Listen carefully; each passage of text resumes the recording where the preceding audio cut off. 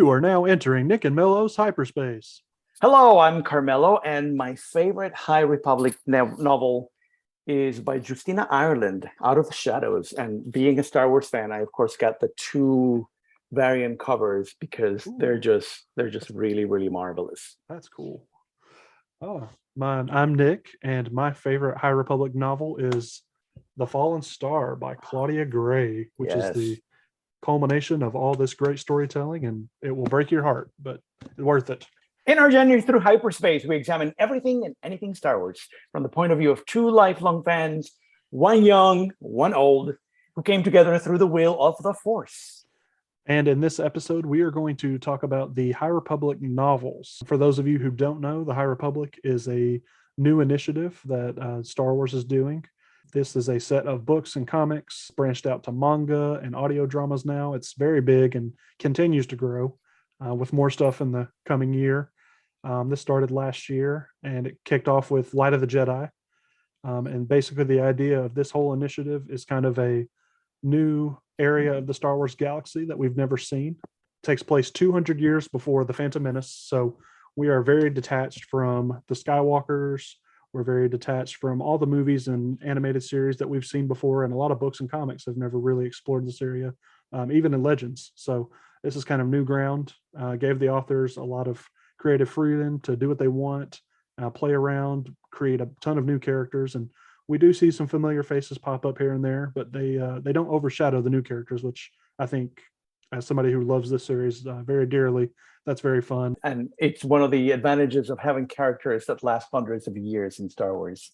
Yes, that you can yes. have a story 200 years Yes. before, and those characters are still around. They're still hanging around. Which just is get to really s- quite fun.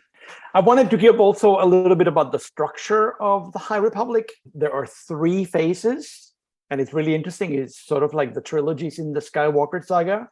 We start in the middle of the story, and that's phase one that we just finished in the spring. Phase two goes back in time 150 years, and that's going to start this fall. And phase three continues the story that we got in the very first phase. So they're doing the middle of the thing, going back and then going back to finish the story. And each series, at least in the first phase, we had 3 adult novels, 3 young adult novels, 3 middle grade novels, a couple of picture books here and there, and a whole series of comics, which we are dedicating an entire episode to them. Because there's a lot. Because they deserve them. They're just Yes. incredible. Today, we're only going to work fiction with all of the levels of fiction. And then we'll do a separate episode for the comics, which are a treat. They're just a treat. They're beautiful. I think this episode is for persuading you guys to think about High Republic and think about reading High Republic. And if you have already read High Republic, maybe this would be sort of a little refresher about the many ideas that happen in the first phase as we start phase two. So another thing I forgot to mention in the intro. Go ahead. There's a ton of, like I said, there's a ton of books and comics, and it's kind of there is a reading order per se, but we're going to leave a link to a wonderful website called Utini. They deal with books and comics and Star Wars, and they have a They're whole marvelous. section of High Republic, the release order, and kind of where they fit in the timeline. So if you're really want to stick to the timeline and kind of get the full story as it should be told, I guess, I'll leave a link in the description. So follow them, and they're a really good website. They have a lot of cool stuff if you're just interested in more books and comics. They also have a really good organized release date. Yes, calendar. Page. So if you're interested in sort of like what's next, it's a really good one. But with the High Republic, I mentioned to Carmela, this has kind of been one of my favorite things released in Star Wars the last few years. I'm a really big book and comic reader. I love diving into a good Star Wars book and a good comic series. It's fun. And I think this has been something that I think I was wanting from Star Wars ever since Disney bought them back, 10 years ago now, as something different.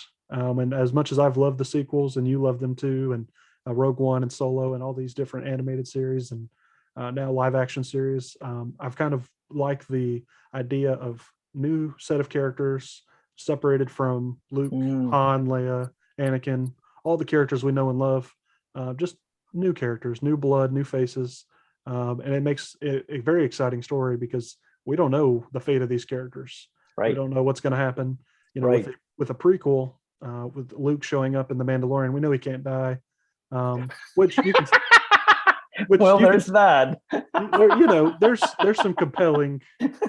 some very compelling stories that you can tell in a prequel, as we've seen Star Wars does very good at those. But with these books, like I said, you don't know who's going to die, and don't get attached to some of these characters because you don't Yes, that's know. rule number one, guys. Do not Don't get too think that attached. because this is Star Wars and this is a middle grader or this is a young adult novel that everybody's safe. No, and I think that's kind of exciting. Just be ready to suffer. Right. It's very Be exciting. ready to suffer.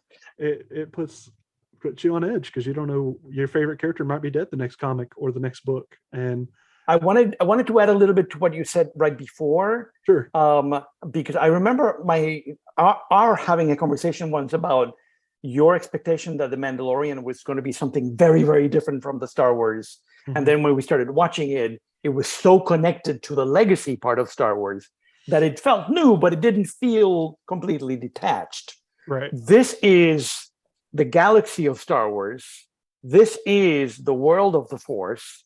This is the culture of the Jedi in a space we have never seen before. Right. And to me and to Nick, this is very exciting to sort of see what we know, but in a story and in a space and in a time that we know nothing about. That's just awesome. Just Very awesome. exciting. The whole premise of this, the pitch was, we want to see the Jedi at the height of their power, and it is only a couple hundred years before the Phantom Menace, but we see the Jedi, they're very different than what we see in the prequels. And of course, the whole theme of the prequels is the Jedi have lost their way, and that's how they succumb to Palpatine's manipulation. But these books, we get to see the Jedi, they're still mystified by the general public. They're seen as, in the Clone Wars, we see often a lot of planets, they think the Jedi are just as bad as the Separatists. Right. But in this, we see they're very talked about in like a mythological, messianic view, like they're like above everyone else. And it's just very fun to see that. And we don't really get that in a lot of the movies, honestly. It's interesting. It's interesting that you say that, because I remember when I heard about the High Republic, and then I started reading all of these 9 novels. I started realizing that, yes, we're at the height of the Jedi, but we are at a moment in the Jedi where there is a real threat to the Jedi. And it's really quite wonderful that it's not necessarily that the whole novel is just sort of like flowy, freely, happy, wonderful. Yeah. It is true that the Order is very consolidated and is sort of very secure in what they do. But the stories are about finding something that makes the Jedi shake in their boots. And so it's really interesting to have that conflict of a really, I'm going to use awesome in the old word, that negative, scary, ominous. There's an awesome enemy in the High Republic that in a way sort of makes the Jedi think about who they are and what they can and cannot do. That's another thing that we talked about before we started recording is, the oldest rival and adversary to the Jedi are the Sith. And of course, during this time, the Sith are nowhere to be found. They're off in the shadows hiding and won't come until the Clone Wars era. But this is fun because this gets to show us, new adversaries for the Jedi that you don't typically get to see them fight. And the main villain of the whole series, they're called the Nihil, and they're basically a band of kind of pirates. And I've always, not pirates, I say they're marauders, I guess you could say, space Vikings. They're a combination of all of that. Yeah, they're very interesting. I remember when I first started reading about them in Light of the Jedi, I sort of thought of them as pirates. Yeah. But then the more you learn about them, they're a lot scarier than pirates. Yes. And so there's a project. There's an objective here. This is not just sort of like doing things to get money or to get riches or to get ransoms, but it's a lot more. It's a lot more than that. It's really interesting, Nick. The word Nihil in Latin means nothing. Right. Like the philosophy of nihilism. It's that same word, and that sort of continues that tradition in Star Wars of all these very symbolic names. Hmm. And so it's a fun name. Well, they another thing I've kind of thought about I've re-listening to some of the audiobooks. I didn't have time to read these books, but I've been listening to the audiobooks. And first time listening to the audiobooks, they're very fun. But one thing I've noticed about them is the way they're structured and the way they're kind of their philosophy you were just hinting at is they're kind of the Sith are the opposite of the Jedi, but they are also kind of the opposite of the Jedi, as in they are ruthless. They show no compassion. Mhm. They are very selfish. Not like unlike the Sith, but even some of the Sith, they try to do, heroic things just in a very cruel and messed up way. The Nihil are complete chaotic, and Yeah. their structure is kind of they have a hierarchy, kind of like the Jedi do with the Council and Masters and apprentices. They have a very similar setup, and I'm gonna be honest with you guys, I don't remember the setup. I can't break it Yeah, down. there's for you. like storms and clouds. I don't remember They break it but down. there in the is a first novel. structure. There They is a break it down structure. very well. Absolutely. And is not the Sith. They're not going to pull out a lightsaber and duel. And even some of the Jedi mentioned that, there's really no point of us using a lightsaber during this time because we're not going to battle someone else with a lightsaber. And I always found that very fascinating. What do you do? How do you fight a Jedi without a lightsaber? And it's interesting. There are so many, and this happens a lot in the middle grade books. I think it's in Test of Courage, maybe. Mhm. There are several Padawans that have trained with the lightsaber, but they never expected to use it. Right. Right. And I think in Into the Dark, the Claudia Gray novel, Yeah. there's a character in there. Yes. It's a wonderful book. What is his name again? The main Padawan? character, Yeah. Reith Silas. Yes. There's a moment in there where he's like, yes, I know how to use my lightsaber, but I didn't know I was going to have to use it at some Actually point. use it. Yeah. And so it's really, during the Clone Wars, during the Skywalker saga, what the Jedi do is to fight with lightsabers. Mm-hmm. But in this period, it's really interesting because we're not really at war. The war sort of develops with the Nihil, but the world starts in a world of peace. Mm-hmm. And so it's really interesting how there are lots of things that we sort of expect in the Jedi, in the Skywalker saga period, that here these characters, this is new to them. This is very new to them. And that's really quite exciting. Well, one thing you just mentioned about the Nihil, I think I find very fascinating is they obviously, if they just a straight up fight with the Jedi, they're going to lose. So what they do is they're very cunning and very strategic about how they fight the Jedi. And their main villain, the Eye of the Storm, as they call him, Marchion Ro, I think. Marchion. It's like Han. It goes back and forth, one of the two. But he is a very compelling and interesting villain. How he is cold and calculating, and I enjoy those kind of villains. That ones instead of a lot of the Sith are very emotional and passionate, but he's very cold and calculating. Very similar to a Thrawn, I would say. But they keep coming up with new ways to attack the Jedi, and once that way they figure it out, or that's no longer an option, he discovers something new, and it's he's never revealed through this whole thing. The audience knows him, but the Jedi never really get to discover who he is, and it's very fascinating. And there was something that you mentioned before about comparing the sort of the Sith and the Jedi, and then the Nihil and the Jedi. And when we were in the world of the Sith versus the Jedi, both the Jedi and the Sith have a code. Yes. The Nihil don't seem to have a code. The Nihil you use a really important word for the Nihil, they're chaos. Yeah. What they want to do is to create chaos so they can take advantage of a galaxy in chaos and be able to become powerful. But they're not, these are like revolutionaries that don't know what to do with the revolution after the revolution is won. Yes. They're not interested in like power as in governmental power or political power. There's nothing like that there. This is very much about just being in power, but being in power in a very chaotic way, sort of creating fear constantly, but without creating a structure. There's no Sheev Palpatine in this story. Right. it's really, really quite fascinating to sort of see the sort of social interaction of the Nile in a galaxy that feels itself at peace with Jedi that feel themselves, I don't know, they feel like UNICEF, they feel like the United Nations, Yeah. until things get really, Until it gets really, really chaotic. crazy, right? Until Yeah. chaos arrives. Well, we get to see the Jedi, and we see it through the Clone Wars, but we get to see it here too. That the Jedi start to question the Order, the way of their teachings. I think a lot of people who one criticism I've seen of this series, and I think it's from people mainly who have not really read the books, as they say that how can the Jedi, this is kind of just history repeating itself, and I will always say, well, that's kind of how it is in real life too. They Huh. say, how did the Jedi, keep making the same mistakes? And I'm like, well, humanity makes the same mistakes over and over. So True, it's true. very, very relatable. I don't see that criticism, but I remember having conversations with a couple of people.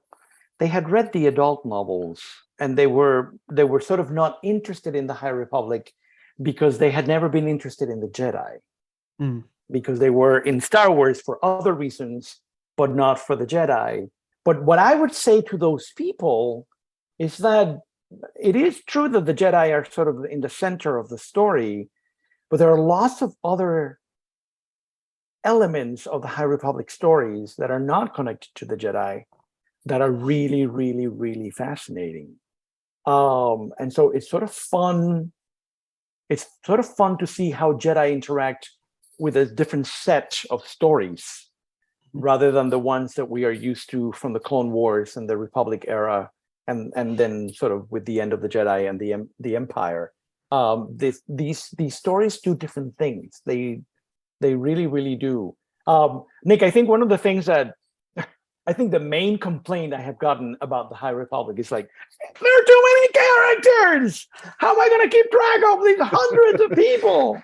And then there is this new phase 2, which is 150 years. So it's like, there's going to be a whole bunch of other new characters that we haven't even met yet that are going to be in there. so Can I put you on the spot? Do you have any recommendation about that? well, so this was actually I was going to reference the Dragon Con panel I went to with Claudia Gray.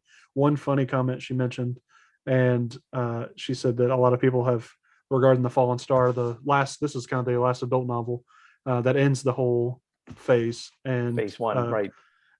she mentioned that a lot of people were like, you killed my favorite character, how could you? And she said, not just our story with the High Republic, but just any media, if you get introduced to 30, 40 plus characters and it's a story about violence and chaos, don't expect all of them to be around. Of Like, course, there's a reason there's so many characters. of course. There has to be some kind of significant loss for it to feel like a real tragedy. And Yes. while some of my characters, they do die, but I still think it's very fascinating how they do that. I love Fallen Star because it was a book that was not afraid to kill characters that people cared about. Main characters too, like Main characters. I mean, these are important characters. These aren't side characters. These aren't No. stormtroopers. These are characters. No red shirts from Star Trek in the Fallen Star. This is characters we've been following since from the beginning. Yeah. Some of them don't make it out, and it's fascinating. I'd say Star Wars in general, not just this initiative, is just a massive IP that has so many starting points and jumping off points. And I would say, don't get intimidated. I would say that these are all well written. Some I like better than others, just like with the films. Yeah. But I think don't be intimidated. Just jump in, watch our video, and follow the link to Yukini. I would say just it's a mythology, and Stan Lee, very famous comic creator of Marvel, always said, any comic can be anybody's first comic, meaning that it's a gateway. Whatever book, whatever comic you pick up, this is a mythology. These aren't always meant to be told in a linear fashion. So you can jump right in wherever. Everybody has different starting points. And Star Wars has always been about starting somewhere in the middle. Yeah. So A New Hope starts even right in the middle. A New Hope started in the middle of the story. Slap dab in the middle. When I did the second set of Phase 1, I basically read the adult novel last. Okay. I read everything else except the adult novel, The Rising Storm. Yeah. And that was the last one I read. And everybody kept telling me, it's like, but you won't know what happened. And I'm like, so what? So Yeah. what? Yeah. And so don't be afraid. Don't be afraid. It is a lot of characters. I There's a agree. ton. I don't But remember all of them. but you know, we live in an internet era. So you want to know who they are? Just get a little picture online. Just go online and just don't read the whole thing because it'll be all spoilers. Spoil it. But read the first sentence to just sort of get an idea of who they are. Later in the fall, they're going to release an Art of High Republic, which will have a lot of the characters, Concept the visual rendition of all of the characters. And I'm going to use it as a reference. I'm going to have that book next to my other book, whatever it is that I'm reading, to use it as a way of sort of remembering, because there's a lot of characters. I think there's one thing I will add. People that I'm very pro Jedi. That is my favorite thing about Star Wars. So I'm going to always praise the Jedi, even if they are wrong. But one thing I will say, and it's very different, is we get to see these Jedi. They're much different than the Jedi we know in the prequels. And the way they talk about the Force and the way they describe the Force, it's very unique. And I think that's something I very appreciate. That's really quite beautiful. In Claudia Gray, Charles Soule, they chef's kiss. They know exactly how to describe the Force and make it feel real, but also feeling mystical and larger than life. So what is the name, Nick? Do you remember the name of there's a character that chooses not to abandon the Order, but to sort of do something different from the way the way she's Orla Jareni. Yes, Orla I don't Jareni. think she is on one of the covers. Yes, she is. She is this little Jedi in the back. She's got pale white skin. Very pale white skin. Yes. She takes a kind of a sabbatical, I guess you could call it, and kind of leaves the Order. And she's called what's called a way seeker. And they way seeker. Yes. A way seeker. They don't follow the Order. They follow the Force. Right. And and even some of the novels, it's fun because she shows back up later, and some of the Jedi, even on the Council, are kind of frown upon her for doing that. They don't think that's the correct way of doing it.